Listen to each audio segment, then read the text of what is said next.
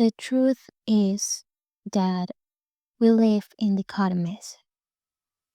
We create and base systems on limiting things and cyclical factors in a finite habitat. We tend to limit ourselves in so many things, but by limiting ourselves, we also tend to limit others. And by cyclical factors, we rise up operations that can go over and over again in theory.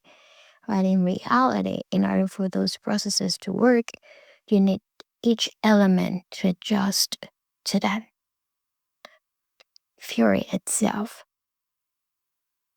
Sometimes theory are meant to last forever. But how do we do that in a finite environment that is surrounding us?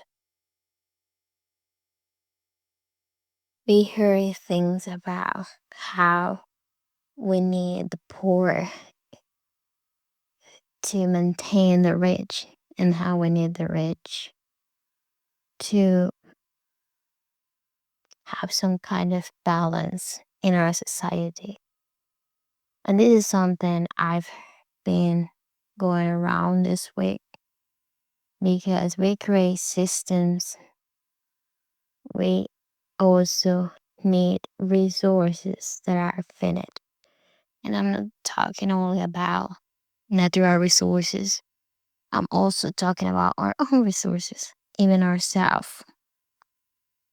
We weren't made to last forever, but we live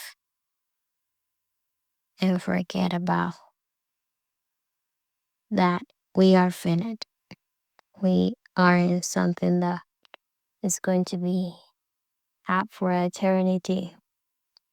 Not in a conscious way that we tend to be waking up every day, setting off the alarm, going back to work, going back to study, going back to our many, many realities. We're going to stay like that forever on that sense and type of life and being forever. So it's a matter of limiting things, limiting ourselves. But we live in a world where everything it's made to be cyclical and forever. Do you see how this contradicts one another? Why limiting ourselves when everything apart and everything outside is set up to be going over and over again? Setting up operations, waking up, doing things every single day. Even our own routine is something to be cyclical, right? Something to be done by a person and it could last for years and years and years. We tend to modify our routines accordingly. And at the moment of the life of that person. But at the same time, we don't even take into account that naturally we need these things. We need things to go over and over again, and thus we cannot stop doing it. Otherwise, we couldn't have a life. We were set to follow commands, follow processes, but also to create ones without even knowing. System 1 and System 2. When I say this is that we tend to auto-sabotage ourselves, setting up limitations to those processes. Sometimes being present about it, sometimes without being present about it. And that's when I come up with yeah, we won't last forever. So it's really curious how we are meant to be around so long, but also that we just cannot stop. living as if we were. The infinity of possibilities has fallen short of humanity's limitations, and the finite human reality doesn't even come close to matching its imaginative immensity. We were gifted also with this kind of brainstorming with ideas, abstract thinking itself. And I say to myself, we have this huge world going on around our heads. We have this powerful mind where we can build that entire cities and put them down in the same day. It's like, why given a species that is not meant to last forever, something so not finite, something that actually feels that will never end. So they have the imagination in our heads where we create ideas, we create new processes, new cycles without us being capable of maintaining a cycle for many, many years. And when I continue talking about this, it's just mesmerizing, trying to match our lack of attention, lack of intention, and sometimes even lack of will with having to do this, even if we don't want, every single day. People are starting trying hard to shut down their brains because that is what it's meant to do, right? To process thoughts, to process feelings, to process situations, states, environments. It is necessary to do that, even if we don't want. Can you ever feel the need to shut down your brain just for a second? Have you ever thought of it will be amazing if I could just put my mind in blank for the next few minutes? That is one of the reasons we have been having for so many years. This is state of being overwhelmed, also a common one, being an overthinker.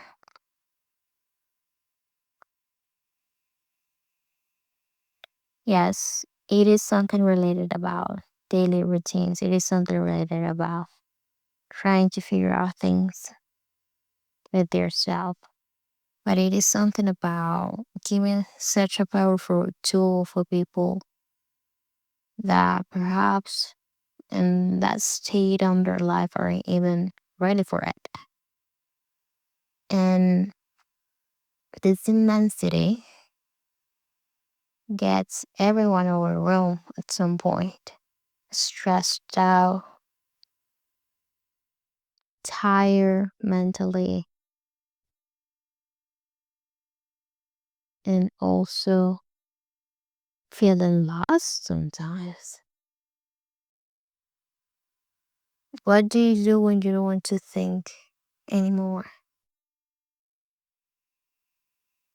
What do you do when you realize you cannot just stop doing it so because you need to function, you need to live. But the processing is there, and the processing creates new processes, and those new processes need to be created other things, creating cycles over and over again. It's like a machinery. We don't know how we signed up for, but it is just there, and needs to keep going, whether you like it or not, whether you agree with it or not. Well, we cannot complain to HR. We will have to complete with our own self. Having this kind of deep, one-sided conversations with ourselves, reflecting with ourselves, being nice with ourselves, because we either come with an agreement or we just suffer for our entire existence. Because thinking is hard. Sometimes it is. Because we aren't only this process part of the equation. We also have feelings. And feelings are always attached to memories, thoughts, experiences, and others in the moment that you're experiencing or just processing something at the same time. So you just cannot put it on the side. So let's say like each command just creates a reaction, and this reaction is linked to a feeling or an emotion. So it's like, oh no, what are we going to do next? What's up with the next experience that I have? How my brain is going to process this, and how I'm going to deal with it emotionally, how my brain is going to react emotionally aside from the entire process to start with, the first stage. It's really complex, but among its complexity, there's a lot of clarity of why limitations start and appearance to start with.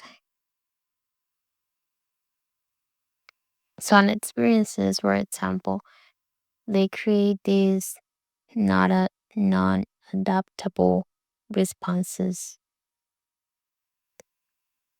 and they can be like very, very repetitive at the point that you don't even notice they are there. Or some people start like noticing in the start that there's something like off every time they face something, a certain situation, every time they face a person, every time they face this kind of stimulus or just situation where the person just gets triggered.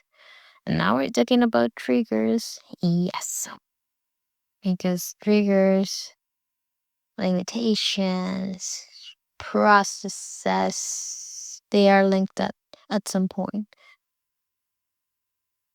So when we get trigger, we just activate this response. And we activate this response. First, it could be whatever the brain wants to do. Some of them really appear like unconsciously. Some others, they just bring back things you don't want to be receiving. You don't want to be repairing your head over and over again. So even our limitations tend to be cyclical as well, repeating in our heads, repeating in our even in our reactions, our non-adaptive reactions that we didn't even ask for. So there's something about our body, there's something about our brain that needs to be repairing stuff over and over again, repeating it, repeating. Why is it so repetitive? Why does it have to be like waking up one day and brushing my teeth every single day? It's just like, yes, I get that part. But the rejection of situations, the not acceptance of any part of the processing of our brains also leads to non-adaptive reactions and conducts that also end up being cyclical. That is when everything's like, okay, okay, let's just stop here because there's something we need to see. There's something we need to keep an eye on because um there could be like something else on there, right? And it is humor are not great adaptive disorders. They need to reflect in ourselves in a constant, repetitive, even cyclical manner. There is an action, reaction, and that same action, content, situation, object, person, whatever you call it, is going to deliberate a pretty non-adaptive response to us every time until we deal with it. Yes, in some cases we cannot stop cycles. And this is really curious because some mind cycles can be ended.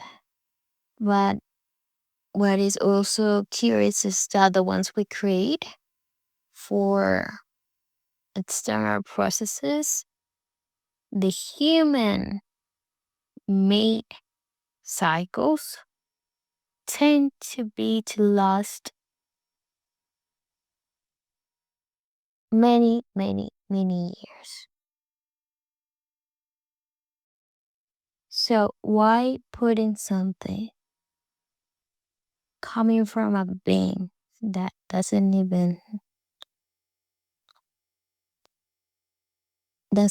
have this non-stop cyclical processing integrating in themselves as some part of natural kind of functioning, creating things that are meant to be cyclical for centuries. Centuries. And the worst part is that it is something expected. And you might say like, well, but there are processes that need to be done, for example, like machines, operations, etc. And I agree with that. But we also need to make into account that there isn't like a correlation. There isn't like a correlation between doing that and still being this kind of species that we are in terms of non-stop processes that we tend to design for external purposes. We invite to comprehend ourselves.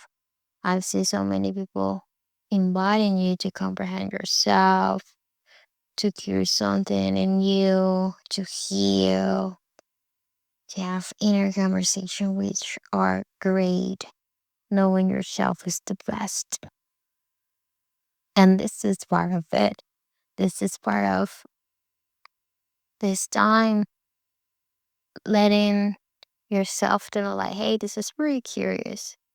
Like my brain tends to be liking doing things over and over again, and there should be a reason to it. And then digging into it and then trying to guess then why do we expect everything to last forever? And it's like, yeah, that doesn't make any sense. And trying to understand more ourselves in order to understand what's going on in the outside. That's the key point. Because everything that exists externally, most of it has been having some human hands on it. So there are some things that can be proven, some things that can be also traced, things that can be processed, and more. But what do you think about this? Do you think that doesn't make any sense? This type of correlation between us being finite and the things that we do expecting to last even more than a human being. She's curious. If one day everyone is gone, how much everything will be functionally functioning and also like what for? If everything is going to be done by then, right? But also We require those systems that we said at the beginning, and those are attached to needs. So, something to have into account.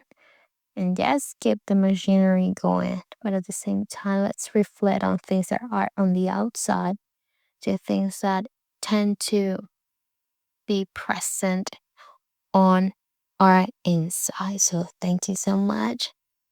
Hope you're having a nice day. And let me know what I think. Take care. I read you. Bye bye.